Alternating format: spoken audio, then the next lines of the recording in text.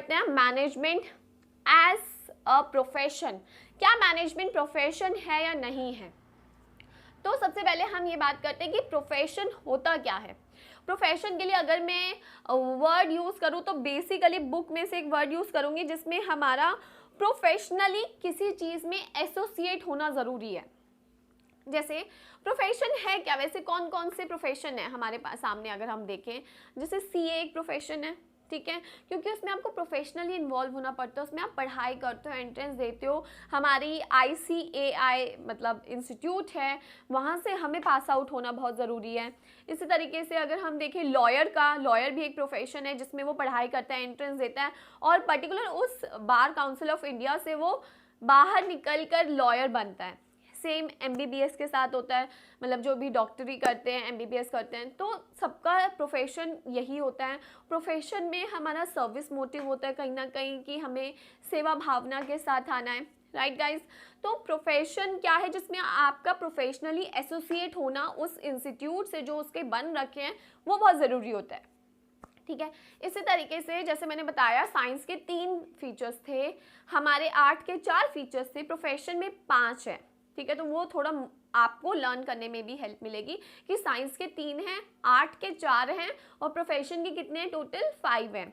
जिसमें से first one है well defined body of knowledge, यानी कि प्रोफेशन, आप किसी भी प्रोफेशन में जाओगे उनकी well defined body of knowledge यानी कि उनकी पढ़ाई की किताबें वगैरह हैं। और ये पॉइंट अब मैं आपको बताती हूँ, ये पॉइंट तीनों में आता है, साइंस में आता है, आर्ट में आता है एंड किस में आता है, प्रोफेशन में भी आता है। साइंस में बोलने का तरीका अलग है, systematise body of knowledge, art में बोलने का तरीका अलग है, थियोरेटिकल नॉलेज, एंड इसमें अलग है कि well defined body of knowledge. लेकिन मेन मकसद क्या है कि हाँ उनकी बुक्स होती है, ठीक है। तो ये पॉइंट तीनों में कॉमन है, फर्स्ट वन। तो हम देख चुके हैं कि मैनेजमेंट की भी अपनी बुक्स वगैरह हैं। सेकेंड पॉइंट पे आते हैं फटाफट, जिसमें है रिस्ट्रिक्टेड एंट्री। रिस्ट्रिक्टेड एंट्री का मतलब होता है कि हमें जब भी प्रोफेशनली एसोसिएट होना होता है तो उसमें रिस्ट्रिक्शन है, आप जाके खुद ही एडमिशन नहीं ले सकते, आपको एंट्रेंस क्लियर करना पड़ता है, आपको एग्जामिनेशन क्लियर करना है, उसमें से जो लोग चुने जाते हैं जिनका क्लियर होता है वही उसमें एंट्री करते हैं, ठीक है। प्रोफेशन में भी सेम ये, अगर आप लॉ का एग्ज़ाम दे दो, आप किस चीज़ का डॉक्टर का एग्ज़ाम दे दो, तो हर एक चीज़ में ये चीज़ है। एंड ये चीज़ अब मैनेजमेंट में भी इंक्लूड करी जा रही है, तो इसके लिए हम ये यूज़ करेंगे कि सून।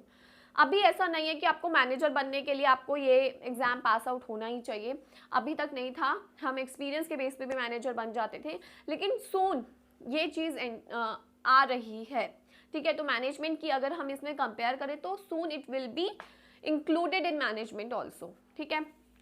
थर्ड आता है प्रोफेशनल एसोसिएशन, यानी कि हमें प्रोफेशन में आने के लिए, प्रोफेशन में काम करने के लिए प्रोफेशनली एसोसिएट उस इंस्टीट्यूट से होना ज़रूरी है, अदरवाइज हम उस प्रोफेशन के नहीं कहला सकते।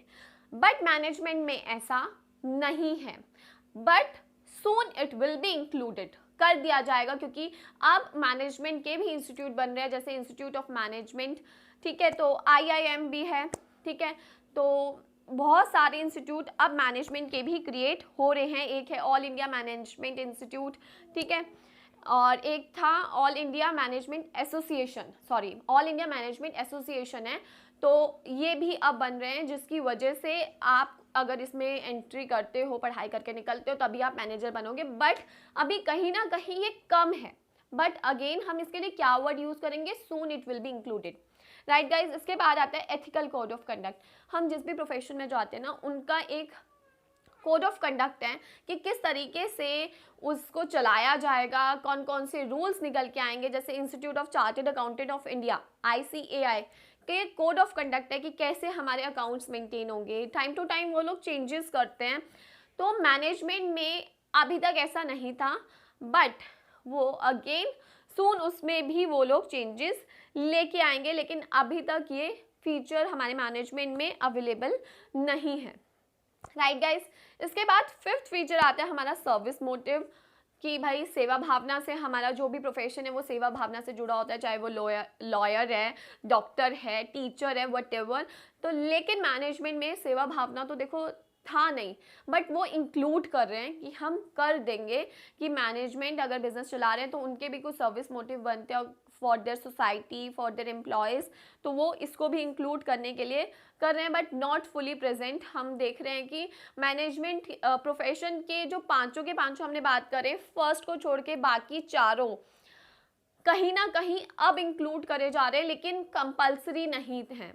ठीक है गाइस, तो इसके बेसिस पे हम कह सकते हैं कि ये पूरा का पूरा क्राइटेरिया नहीं इन्वॉल्व करे, but soon management as a profession deal किया जाएगा, बट नॉट येट नाउ, अभी ऐसा नहीं हुआ है। तो ये था कि हम मैनेजमेंट को आर्ट ट्रीट करें, साइंस करें, प्रोफेशन करें। तो साइंस के लिए हम वर्ड यूज करते हैं इनएग्जैक्ट साइंस, यानी कि मैनेजमेंट इज एन इनएग्जैक्ट साइंस, पूरी प्योर साइंस नहीं है। आर्ट पूरी तरीके से है, मैनेजमेंट एज एन आर्ट पूरी तरीके से है, चारों के चारों फीचर मैच करते हैं।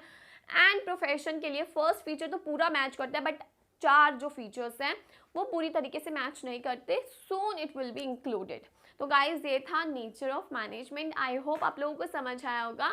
एंड अगर समझ आया तो पता है ना क्या करना है, लाइक शेयर कमेंट करना है, चैनल को सब्सक्राइब करना है और इंस्टाग्राम पर मेरे साथ जुड़िए, तबिता मेसी आईडी सर्च करिए और अपने डाउट आप मेरे से वहाँ पे पूछ सकते हैं। Thank you.